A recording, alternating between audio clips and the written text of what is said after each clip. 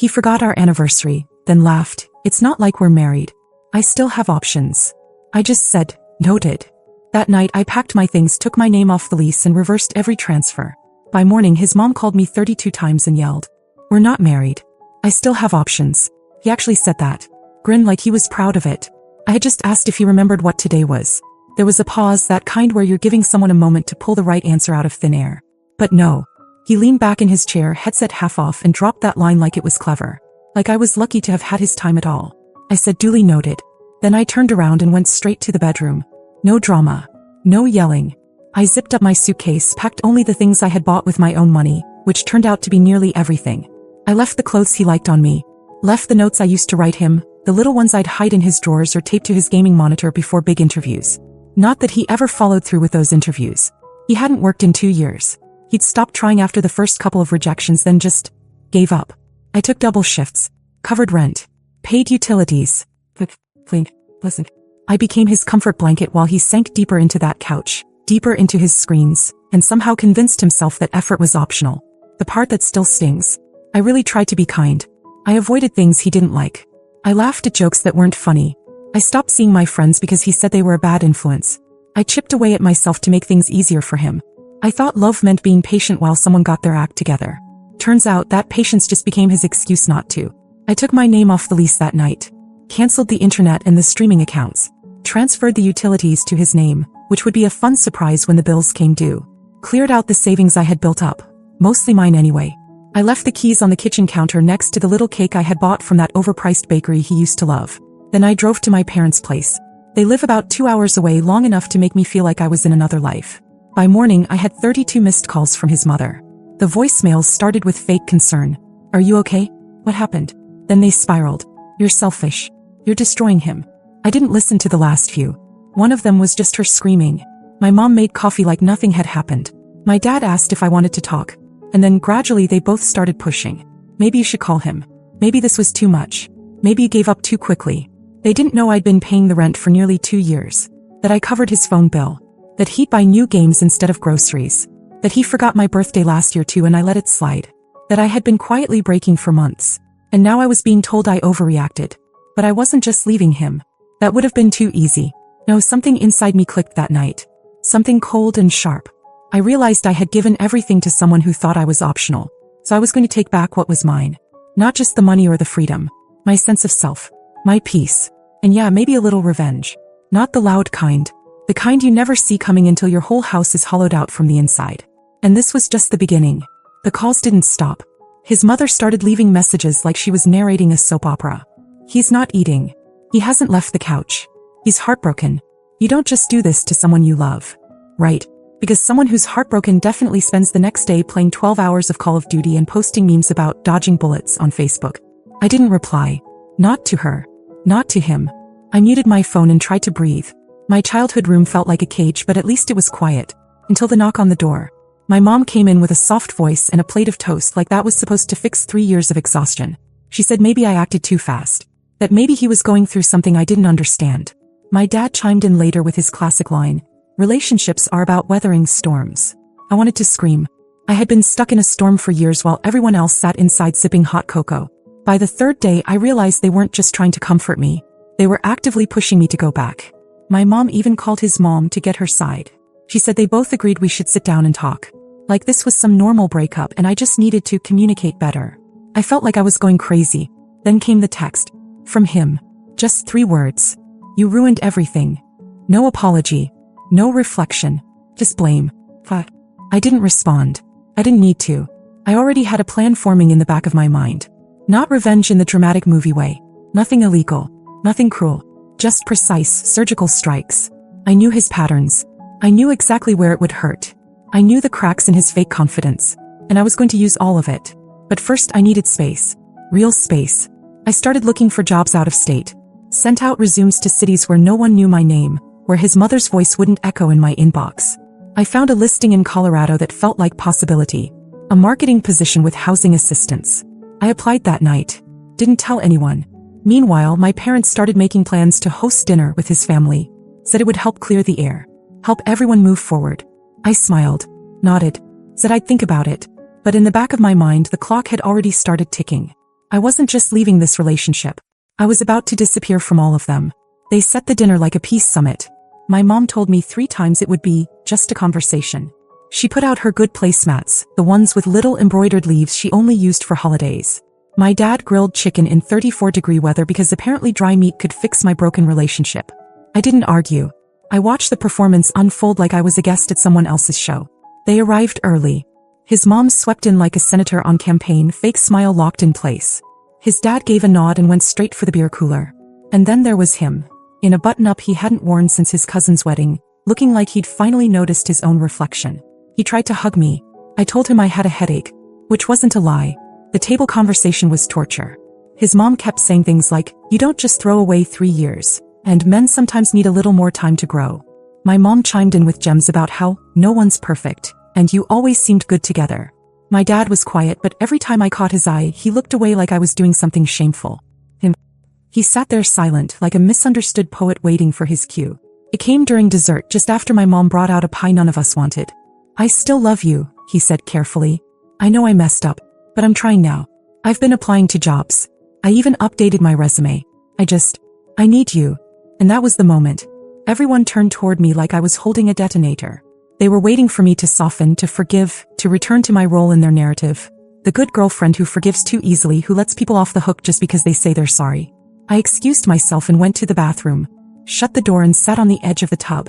That was where it hit me. They didn't want me to be happy. They wanted me to be manageable. They wanted the story to go back to something they understood. Girl sacrifices, boy improves, everyone claps. They didn't know what it was like.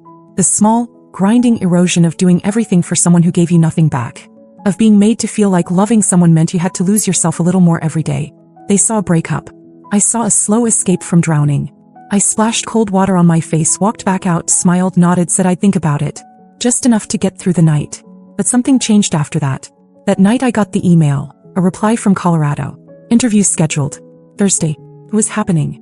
The next morning I started selling off what little was mine and worth anything. Old designer bags and used electronics, even a watch he'd bought me during one of his rare employed months. I told my parents I needed space, started spending more time at the library, at coffee shops, anywhere that wasn't home.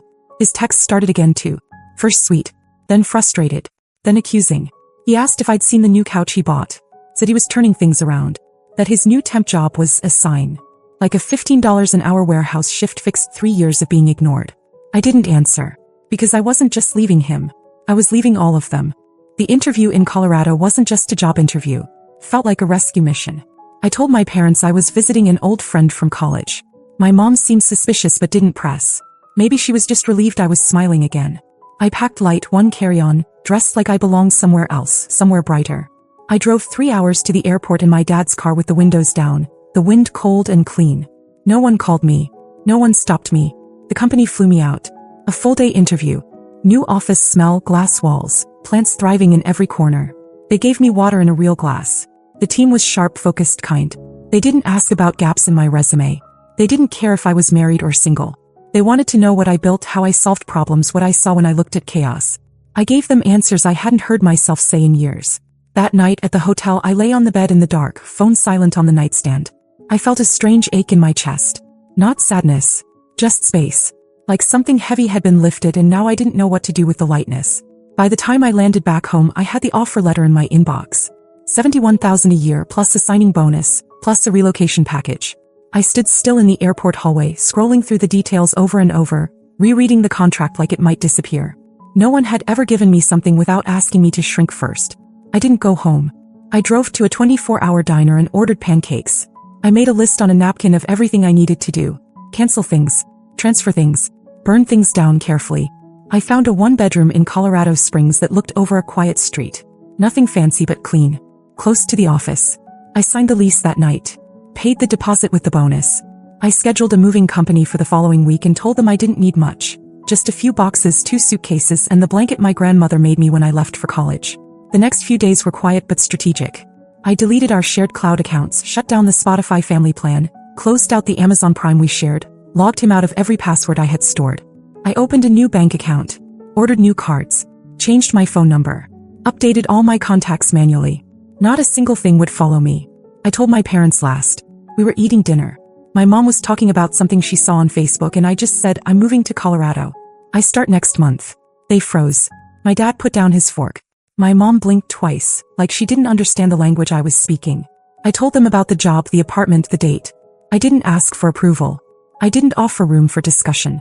My mom said, "And you weren't going to tell us?" I said, "I just did." Later that night, I heard her on the phone. With his mother. I didn't catch every word, but I heard enough. That I was leaving, that it was sudden, that maybe they should reach out. I switched my phone to airplane mode. But he showed up anyway. 2 nights before I left. Pulled up in a friend's borrowed car. Walked right up the driveway like nothing had happened. I didn't answer the door.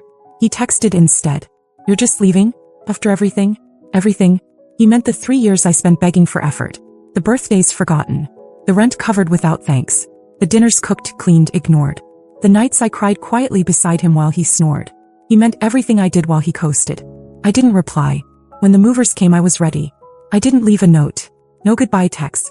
No explanation. Just 2 suitcases, 1 box, and a blanket. I got in my car and drove to the airport with a calm I hadn't felt in years. And when the plane took off, I looked out the window and thought, no forwarding address. Colorado was quiet in a way that made me feel like I was listening to myself for the first time in years. The apartment was smaller than the listing made it look, and the carpet was a little stained near the window, but it was mine. I slept on a mattress on the floor for the first 2 weeks, ate microwave meals, and watched the sun hit the mountains through half-closed blinds. Felt like breathing after holding it too long. The job was better than I imagined. My manager respected boundaries. My team worked hard and went home at 5.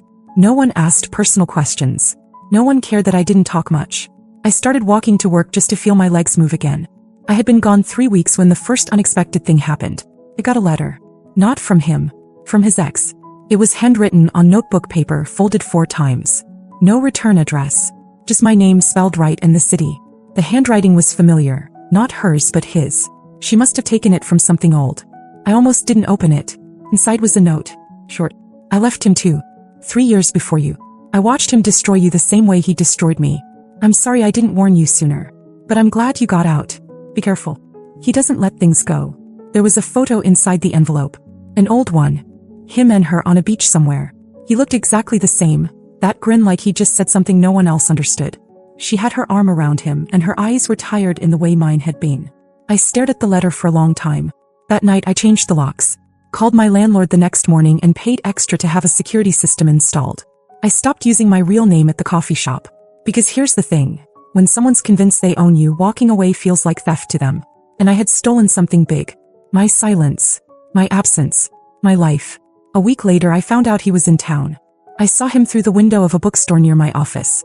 Just a glimpse. His back. The way he stands like nothing can touch him.